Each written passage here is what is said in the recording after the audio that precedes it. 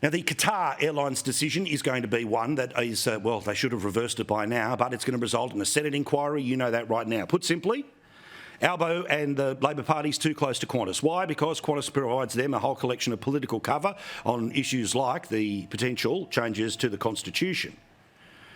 And they just got too close to the front end of the plane. Remember when Alan Joyce had a chance to fly on his own aircraft between Sydney and Canberra to attend the business summit? Remember that joyful event? Well, he didn't attend on his own airline. Instead, he flew with the Prime Minister. We only knew about that, about freedom of information. Nobody served that information up. But as you know, today the Transport Minister was quite the focus because, of course, it was apparently her call to keep international airfares 30 to 40% higher than they need to because, as we have shown you before, the real reason they did it all was to protect the profitability of Qantas. Now remember, this minister has told us before that the reason why Qatar was not allowed to fly into Sydney and into Melbourne with greater frequency, meaning more flights, cheaper flights, was firstly because of the invasive searches of women a few years ago. Then it was about decarbonising the economy. Then it was about protecting local jobs. Then it was because Qantas had bought new planes. But as you know, the Assistant Treasurer, well, he kind of belled the cat before he got the chance to unbell the cat, because the ABC will always give you a redo if you're a Labor person. Qatar's flights were blocked for Qantas's profit. Well, things got pretty heated today in question time, and good on the Libs for doing so. These people should not be able to get away with it. Firstly, former Transport Minister asks a question of current Transport Minister, the former Deputy Prime Minister, Michael McCormack, to Catherine King in Parliament today. The question is to the Minister for Infrastructure, Transport, Regional Development and Local Government. Did the Minister have a conversation with Alan Joyce regarding Qatar's application before the decision was made? Yes, no question. When Anthony Albanese was asked a similar question, but in relation to Virgin, he could answer yes and then sat down, no further information. But Catherine King, well, she was winding up to do what she knew the Speaker would protect her from doing, which was to not actually answer the direct question that she had been asked. And she even started with this smug rubbish that she wasn't pulled up on. Thank you very much to the member for Riverina for his question, and I really welcome the question that's come specifically from him, because I've got a little bit to say about his role in international aviation services agreements as well. Did you meet? Did you not meet? Yes or no? Instead, well, the wind up to the assumption that she wasn't going to be able to be forced to answer the question. Because the current Speaker of the Parliament does what an often a partisan Speaker ends up doing, despite the fact they're supposed to be independent and be above party politics, all the rest of it, which is that he ends up running cover for the government to get away with blatantly not answering questions while trying to deny the total number of questions that the opposition gets to ask at all. And in a sweetheart deal with the Teals, who, remember, are not in a position of power in the Parliament. It's not a minority government. They have more opportunities to ask questions, which conveniently means the Liberal Party and National Party have fewer questions to be able to ask, which makes the job of the Speaker playing whack-a-mole with what's allowed and what's not even easier. Well, thankfully today they stood up and said, no, this stuff's not in order, it's not okay. This person and the rest of them have been asked 100 times and they never answer the question.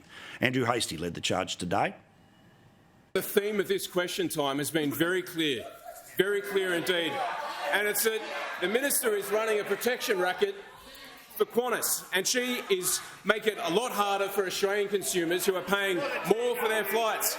And this side of the House, we stand up for Australians who are going through a very tough cost of living crisis. Interest rates are spiking under this government. Food is more expensive. People are having to cut corners everywhere with their family budgets. And just when they need relief through flights, what do? You establish a protection racket with Qantas. And again, after more back and forth, Peter Dutton had his opportunity to drive the point home. She's a member of the executive. She refuses to say, Mr Speaker, in response to questions, whether or not she met or spoke with Mr Alan Joyce. The relationship between Mr Alan Joyce, the Prime Minister and this Minister is well documented. This is a murky situation at best, Mr Speaker. The Minister's integrity is seriously in question. The circumstances could not be clearer, and the Minister could not be more evasive. Mr Speaker, we need to hear from this Minister in a very direct way whether or not she met with or spoke with Alan Joyce prior to making a decision to stop Qatar flying into our country, which was of commercial benefit to Mr Joyce and to Qantas, and clearly to the detriment of the Australian flying public. Mr Speaker, this government, and this is why your ruling needs to be dissented from, this government is costing, through this decision, Australians thousands of dollars through their airfares when they seek to travel internationally, but not just internationally, Mr Speaker.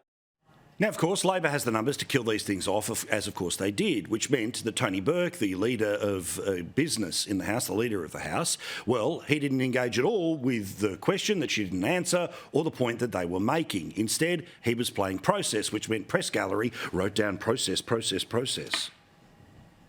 It's a pleasure to follow both the Leader of the Opposition and the former future Leader of the Liberal Party on what is one of the silliest moments I can imagine of a dissent motion. For her part, of course, the Teals had to remind us, and Kylea Tink, the member for North Sydney, she played the role of Karen today, pretending, won't someone think of the children? I am very grateful to have the opportunity to listen to both major parties talk about what is appropriate standing order or not, but there are Australian public sitting in this chamber at the moment watching this behaviour, and I do not believe this behaviour is fitting of this chamber. So if we could please have this debate and have it reasonably without yelling at each other, I think that would be in the best interest for everyone. Seriously, when these people eventually end up as the people who have minority powers when the Greens push Labor into minority government, imagine the nonsense we're going to get. But yes, yes, we see you, Teals. No one's forgotten that you exist, sadly.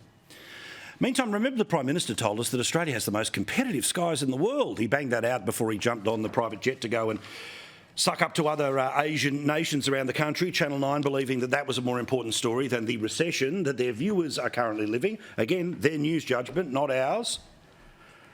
Well, guess what? It's not true.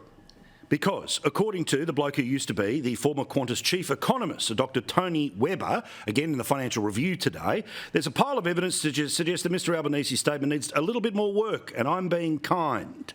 I wonder what's possessed him.